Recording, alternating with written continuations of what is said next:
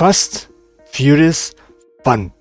Não estamos a falar de Velocidade Furiosa, estamos sim a falar de Savage Worlds, um novo jogo narrativo que vamos falar um bocadinho aqui no canal.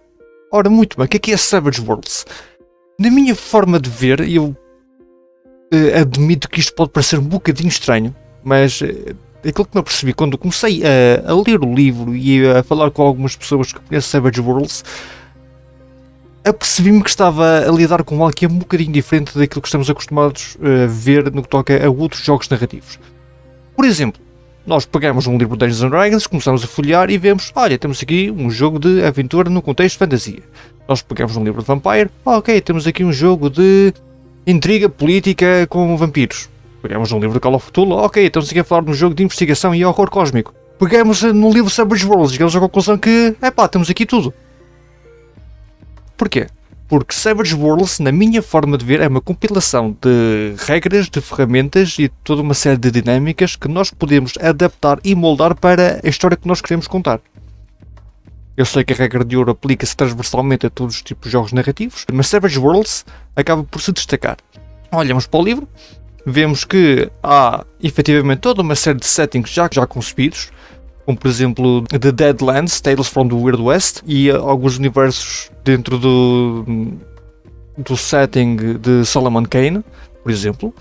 Mas o livro fala-nos de mais conteúdo, mais coisas, e nós deparamos com a fantástica questão que, muito bem, caríssimos, vamos contar uma história.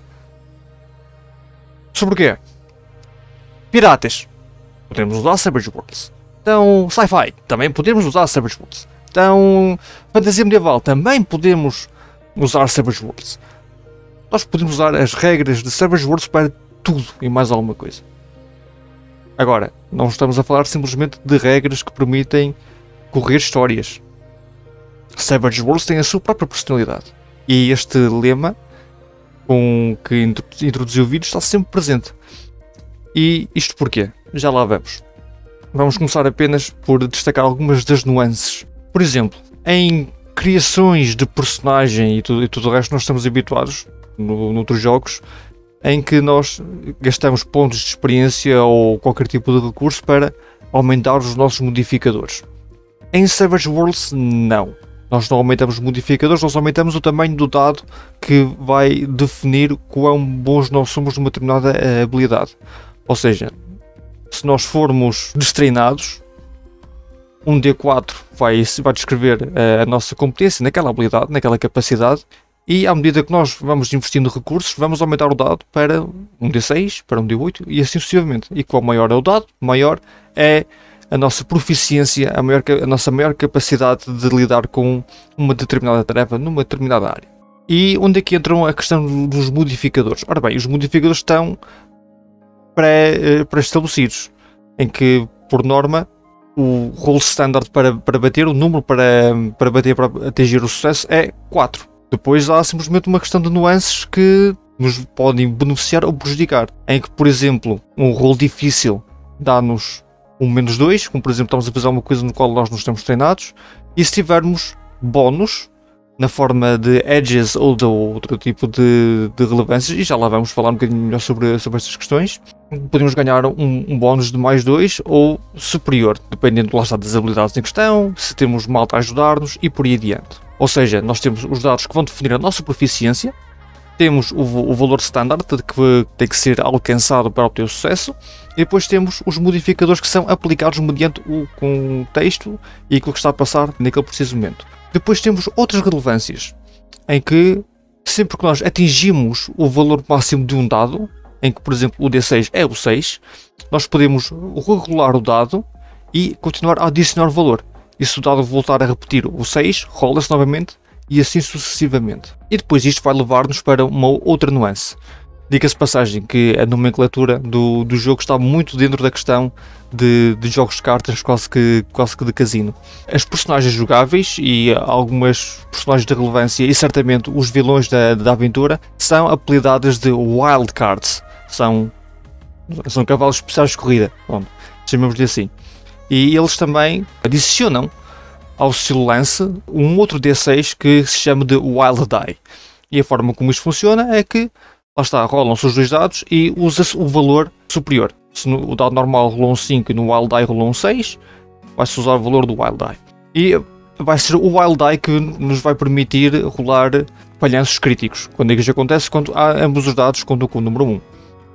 É aquilo que lá está usando a nomenclatura Snake Eyes. E depois nós vamos olhar novamente para este fantástico slogan de Fast, Furious e Fun.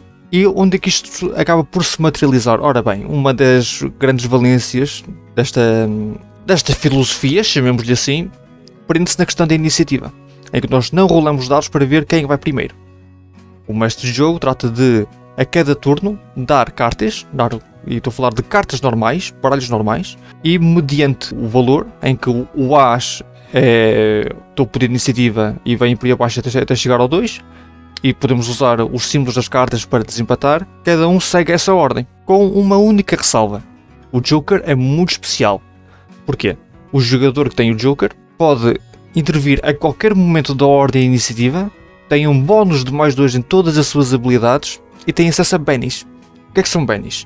Bennies são uma série de habilidades que nós podemos usar para rolar ataques e habilidades. Por exemplo, rolamos, não gostamos do valor e usamos um Benny para rolar novamente.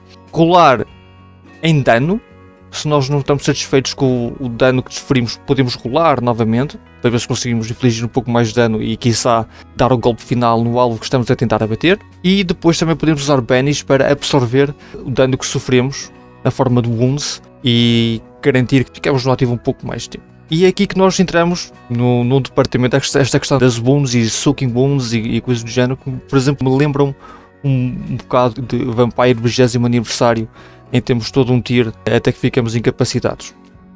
E isto é só mesmo um cheirinho daquilo que é um fantástico universo super adaptativo e flexível, porque lá está, nós estamos a folhear o livro, então parece que estamos a falar de espadas e feitiços, como estamos a falar de blasters e granadas de EMP, como também parece que estamos a falar de lutar a cavalo e conduzir tanques de guerra.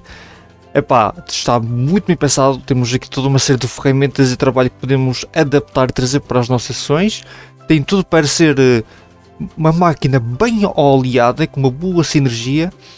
E lá está, os designers focaram-se para garantir que o mestre de jogo e os jogadores tinham a mínima quantidade de trabalho possível para pensar na preparação. Temos todas as ferramentas, temos todas estas regras, temos também truques e dicas para podermos adaptar, como por exemplo criar raças, criar classes. Há toda uma nuance a explicar isso tudo e lá está. Claro que a regra de ouro está sempre presente, mas nota-se que houve todo um cuidado, toda uma preparação para garantir que, evidentemente, Savage Worlds é Fast, Furious and Fun. Vocês já experimentaram Savage Worlds? Que tipo de setting, história ou aventura é que vocês correram? Que momentos marcantes é que se destacaram? Deixem nos comentários, cá estarei para os ler e vemos em breve para um próximo vídeo.